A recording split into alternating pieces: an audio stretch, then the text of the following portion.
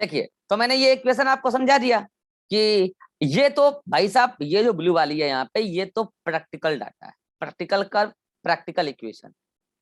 लेकिन ये वाली जो है, ये लॉगरिथम स्केल को जो आपने अप्लाई करके निकाला, स्ट्रेट लाइन कर्व, या ये वाला इक्वेशन लॉग इक्वेशन, ये तो भाई प्रैक्टिकल डाटा नहीं है, ये तो सिंथेटिक डाटा है जो आपने मैथमेटिक्स लगा के निकाला है। अब एनसीईआरटी ने कहा है कि किसी भी स्ट्रेट लाइन कर्व में स्टिफनेस का क्या मतलब है स्पीशीज डाइवर्सिटी के कॉन्टेक्स्ट में, मतलब स्पीशीज डाइवर्सिटी के संदर्भ में स्टिफनेस का क्या मतलब है, इसको एक्सप्लेन कीजिए। स्टिफनेस का मतलब, मैं फिर कह रहा हूं, ये स्लोप ऑफ लाइन को स्टिफनेस कह रहे हैं हम। एनसीईआरटी इसको कहती है रिग्रेशन कोएफिशिएंट। अरे सिंपल भाषा में ढलान बोलो ना, ढलान, अभी जो मैंने आपको समझाया। तो देखो, इससे यह समझ में आता है कि अगर ऐसा है कि इस पर्टिकुलर इक्वेशन में एक कोई पर्टिकुलर ढलान है, इतना ढलान है, तो कल को मैं एक लाइन यहां बना दूंगा, एक लाइन यहां बना दूंगा, तो बताओ दो अलग अलग ढलान मुझे देखने को मिला कंपैरेटिवली, एक यहां और एक यहां।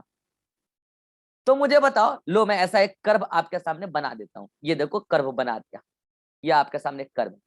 मैं कह रहा हूं कि मैंने ये इक्वेशन, पहले ये इक्वेशन कहता था ये कर्व पाया था। अब अगर मुझे किसी भी पर्टिकुलर एरिया में जाने पे एक नया कर्व ये मिले या एक नया कर्व ये मिले, तो पहले तो आप देख के ये पता करो कि कहां स्लोप ज्यादा, मतलब कहां स्टीपनेस ज्यादा। और मैं फिर कह रहा हूं, स्टीपनेस ही जेड वैल्यू है, स्टीपनेस ही जेड वैल्यू है। तो मुझे बताओ देख के, मैं नाम दे रहा हूं ए और बी। अभिषेक, किसमें स्टीपनेस ज्यादा, किसमें स्टीपनेस कम? सर ए में ज्यादा बी में कम। ए में ज्यादा, बी में कम। और क्या अभी आपने ये इक्वेशन लिखा था लॉग वाला, log S is equal to log C plus, log C plus Z, Z log A. Log. तो मुझे बताओ, इसको देख के आपको क्या लगता है कि अगर जेड की वैल्यू ज्यादा तो लॉग एस की वैल्यू ज्यादा या कम? बोलो। ज्यादा। अगर लॉग एस की वैल्यू ज्यादा मीन्स स्पीशीज डाइवर्सिटी ज्यादा या कम? बोलो, स्पीशीज डाइवर्सिटी ज्यादा है कम?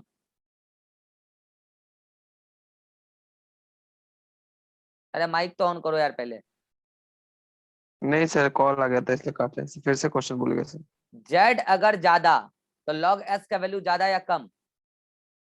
ज्यादा सर। तो एस का वैल्यू ज्यादा या कम? ज्यादा। यही स्टीफनेस का मतलब। एनसीईआरटी में जो सवाल है, what do you mean by stiffness of a straight line curve in context of species diversity, तो आप वहां जवाब क्या देंगे कि हम स्टीफनेस का मतलब, स्टीफनेस जेड है, Z value is stiffness of any straight line curve. हम उसका मतलब ये समझते हैं कि अगर जेड की वैल्यू ज्यादा तो स्पीशीज डाइवर्सिटी किसी बड़े एरिया का ज्यादा, बड़े एरिया में ज्यादा, और बड़े एरिया में ज्यादा होगा, ये बात सच है। और सुनना ध्यान से, वो कहते हैं, मतलब कि देखो इसका मतलब तो आप क्या समझोगे, अगर जेड वैल्यू ज्यादा आया है मतलब आप समझोगे कि मोर स्पीशीज डाइवर्सिटी, और ऐसा आपको देखने को मिलेगा लार्ज एरिया में। मैं ये कहना चाह रहा हूं, यहाँ एक और एरो लगा लो, ऐसा आपको देखने को कहां मिलेगा? ऑब्जर्व्ड इन लार्ज एरिया, लो लिख लो यहाँ पे, ऑब्जर्व्ड इन लार्ज एरिया। और अगर जेड वैल्यू लो आया है मींस आप ये समझोगे, इक्वेशन से आप ये समझोगे लो स्पीशीज डाइवर्सिटी, और ये आपको ऑब्जर्व होगा, ऑब्जर्व इन स्मॉल एरिया। और अलेक्जेंडर वॉन हम्बर्ट ने ये एक्सप्लेन भी किया कि मैंने कई सारे बड़े बड़े एरिया में जाके जेड वैल्यू निकाला है और मुझे जेड वैल्यू स्मॉल एरिया के कंपैरिजन में ज्यादा मिला है, स्मॉल एरिया में जेड वैल्यू कम मिला। और उन्होंने एक रेंज बताया जो आपको याद रखना है। उन्होंने बताया लार्ज एरिया का जेड वैल्यू इन जनरल 0.6 से 1.2 तक आता है, 0.6 से 0.12। ये उनके एक्सपेरिमेंट का डाटा है जो अलेक्जेंडर वॉन हम्बर्ट ने किया था। मैं चाहूंगा तो बड़ा एरिया ले लूंगा यार, उससे भी बड़ा डाटा बढ़ जाएगा। उन्होंने साउथ अमेरिकन जंगल में काम किया था। और अगर छोटे एरिया में वो वर्क कर रहे थे तो उनको जेड वैल्यू मिल रहा था 0.1 से 0.2 तक, उनके एक्सपेरिमेंट। अब ये डाटा बदल सकता है एज पर द एक्सपेरिमेंटल, कि कौन एक्सपेरिमेंट कर रहा है, क्या एरिया ले रहा है, आपको तो उनका ही एक्सपेरिमेंट ध्यान रखना है। तो अब मुझे बताओ कि कहां पे जेड ज्यादा, कहां पे जेड कम। यहाँ जेड ज्यादा दिख रहा है ना यार, 0.6 से मिनिमम 0.6 है, यहाँ मिनिमम 0.1 है, यहाँ मैक्सिमम 1.2 है, यहाँ मैक्सिमम 0.2 है। ये तो ज्यादा है, ये वाला ज्यादा, ये वाला कम। और ऐसा आपको देखने को मिलेगा स्मॉल एरिया में, ऐसा देखने को मिलेगा लार्ज एरिया। तो ये है यहाँ पे जेड का इंपॉर्टेंस। सुनना ध्यान से, ये जो मैंने दूसरा ग्राफ बनाया है, ये ग्राफ केवल और केवल जेड के इंपॉर्टेंस को समझाने के लिए बनाया गया है। मुझे पता है जो ज्यादा गणित पढ़ता है वो क्या दिमाग लगाएगा, बताते हैं। क्या आप लोगों में से भी किसी ने दिमाग लगाया? ऐसा कोई दिमाग लगाया क्या? सर यहाँ देखिए, एरिया यहाँ तक गया और स्पीसीज डाइवर्सिटी इतना ही है, और इसमें देखिए सर, एरिया यहाँ मगर स्पीसीज डाइवर्सिटी आसमान छू रहा है। तो सर आप तो कह रहे हैं कि मोर species diversity observe in large area, मगर सर यहाँ तो देखने से लग रहा है मोर species diversity observe in low area and less species diversity observe in high area, large मतलब लार्ज एरिया। डाउट आया किसी को? अरे डाउट आया? अब तो आया होगा। मैं फिर कह रहा हूं, ये जो इक्वेशन है, मतलब ये जो कर्व है, जब भी आपको किसी भी कर्व में कंफ्यूजन हो ना, तो पहले आप उस कर्व का इक्वेशन देखो। ये आपको देखने में स्ट्रेट लाइन लग रहा है, तो इससे आप अपने मन से ये रिलेशन मत निकाल लेना, ये रिलेशन है ही नहीं, ये रिलेशन एग्जिस्ट ही नहीं कर रहा ना। रिलेशन तो यहाँ क्या था, मैंने लिखा ना जी, log s इज इक्वल टू log c plus Z log a। क्या ये इक्वेशन है? ये इक्वेशन है क्या? इक्वेशन से आप देखोगे, क्योंकि इक्वेशन में log c भी आ रहा है और z के साथ log a, आप ऐसे नहीं देखोगे। मैं इस इक्वेशन से, मैं इस कर्व से आपको बस दो अलग अलग जेड को कंपेयर करना सिखा रहा हूं, कि अगर जेड लेस स्टीपर, लो स्टीपर, लो स्लोप लेस स्टीपर, तो जेड लो मींस स्पीसीज डाइवर्सिटी कम। ये कैसे पता चलेगा स्पीसीज डाइवर्सिटी कम? तो इस कर्व का देखो, आप तो कर्व देख के पता किए स्टिफनेस, और स्टिफनेस को ही जेड कह रहे हैं, और आप उस जेड का स्पीसीज डाइवर्सिटी के साथ का इक्वेशन देखो। इक्वेशन क्या है? log s इक्वल टू log c plus Z log a। समझ में आया? ऐसा डाउट मन में नहीं आना चाहिए दोबारा। ऐसे यहां देखो, आप कर्व देख के बस क्या देखो कि स्टीपर कम है या ज्यादा है, ज्यादा है तो हाई ज्यादा, जेड ज्यादा होगा। अगर जेड ज्यादा है तो स्पीसीज डाइवर्सिटी ज्यादा है कम, ये देखना है तो कहां जाओ, आप जाओ इक्वेशन पे। तो अगर जेड ज्यादा तो log s ज्यादा, log s ज्यादा मींस s ज्यादा। अभी भी किसी को कंफ्यूजन है इससे related? This is all about species area relationship. मैंने सारी बातें नोट्स में लिख दी है, जितना भी हो सकता था, जो आपके मन में आ सकता था। देखो यहाँ से स्पीसीज एरिया रिलेशनशिप स्टार्ट हुआ, सारी बातें पढ़ लेना। पहले ग्रासलैंड की बातें करी, फिर practical rectangular hyperbola synthetic straight line बनाया, फिर जेड को कंपेयर किया। और ये सब काम करने वाले कौन थे? Alexander von Humboldt, German naturalist and geographer. ठीक, और ये काम कर रहे थे कहाँ?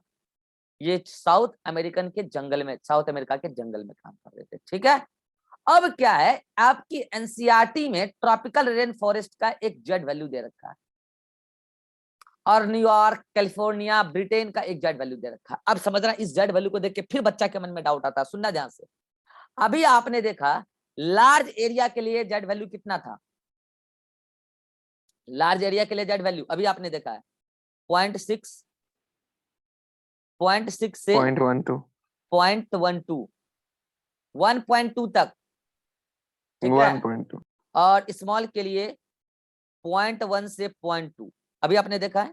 अब सुनना ध्यान से, एनसीईआरटी ने ट्रॉपिकल रेन फॉरेस्ट में फ्रूट खाने वाले बर्ड और मैमल को मिला के जेड वैल्यू दिया है। क्या बोला, फिर से बोल रहा हूं, ट्रॉपिकल रेन फॉरेस्ट में फ्रूट खाने वाले बर्ड और मैमल्स, फ्रगिवोर्ब कहते हैं उसको, fruit eating bird and mammals को मिला के जेड वैल्यू दिया, और जेड वैल्यू कितना है? 1.15। 1.15। अब बताओ, आपको भी पता है tropical rain forest is very large area, yes और नो? तो बच्चे के मन में आता है कि सर अगर ये वेरी लार्ज है तो ये जेड इस रेंज में लाई तो नहीं कर रहा है सर, ये तो 1.15 है और 1.15 और यहाँ पे ये 1.2 है तो कम में ना आया। हाँ ठीक है 0.6 से ज्यादा है मान लिया, लेकिन सर इतना इतना ही है क्या ट्रॉपिकल रेन फॉरेस्ट का सर जेड वैल्यू? मन में डाउट आ रहा होगा कि सर इतना ही कैसे होगा। अच्छा छोटे एरिया का तो जस्टिफाइड होता है, ब्रिटेन का या कैलिफोर्निया में बर्ड या न्यूयॉर्क में मोलस्का, ये सब तो जस्टिफाइड है कि ब्रिटेन में प्लांट बहुत ज्यादा एक्सपांडेड नहीं है, कैलिफोर्निया में बर्ड या न्यूयॉर्क में मोलस्का बहुत ज्यादा एक्सपांडेड नहीं है, वहां पे जेड वैल्यू 0.1 से 0.2 जस्टिफाइड लगता है। लेकिन सर इसमें डाउट हो रहा है, सर ट्रॉपिकल रेन फॉरेस्ट तो बहुत बड़ा है, इसका जेड 1.15 ही क्यों आएगा सर, ये तो छोटा है 1.2 से। पहली बात तो पता होना चाहिए ना कि 1.2 से छोटा है ये 1.15। आप बोलोगे सर 0.6 से बड़ा है, ठीक है बड़ा है, लेकिन ये ट्रॉपिकल फॉरेस्ट कितना बड़ा है ये तो सोचो ना आप। उस बिहार पे तो आपको जेड वैल्यू छोटा लग रहा होगा ना, उस बिहार पे तो आपको जेड वैल्यू छोटा लग रहा होगा। सुन इसका कारण क्या है, जब आप यहाँ जेड वैल्यू निकाल रहे हो ना, आप पूरे ट्रॉपिकल रेन फॉरेस्ट का नहीं निकाल रहे हो। आपको पता है पूरे ट्रॉपिकल रेन फॉरेस्ट का अगर जेड वैल्यू निकालोगे ना, इससे ना कितना गुना अधिक आएगा, कितना गुना अधिक। तो आप बोलोगे फिर ये जेड वैल्यू किस चीज का दिया है, स्पष्ट तौर पे लिखा है ना, केवल बर्ड और मेमल्स के स्पीशीज को अगर हम काउंट करें, केवल बर्ड और मेमल, वो भी केवल ऐसे बर्ड और मेमल जो फ्रूट पे डिपेंडेंट, तो उतने का वैल्यू जेड 1.15 आता है।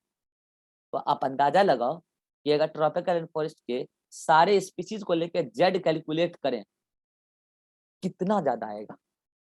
समझ में आया मैं क्या कह रहा हूं? केवल 2 टैक्सा को लेके, बर्ड और मेमल्स को लेके उसके सारे स्पीशीज, टैक्सा के अंदर जितने स्पीशीज आ रहे हैं, बर्ड और मेमल्स टैक्सा में जो भी स्पीशीज आ रही है फ्रूट खाने वाली, केवल उनको लेके हमने जेड निकाला तो 1.15 आया। तो वहां पे जितने भी टैक्सा हैं, बर्ड है, मेमल्स है, वहां ऑर्थोपोडा है, वहां पे भी थोड़ा मोलस्का होगा, सबको सबको ले लो ट्रॉपिकल रेन फॉरेस्ट में और तब जाके निकालो जेड, तो कितना ज्यादा आएगा। तो इस डाटा को देखकर घबराना नहीं है, और यहाँ पे जितने भी डाटा हैं ये सारे डाटा एनएससीईआरटी के हैं और आपको याद रखने हैं।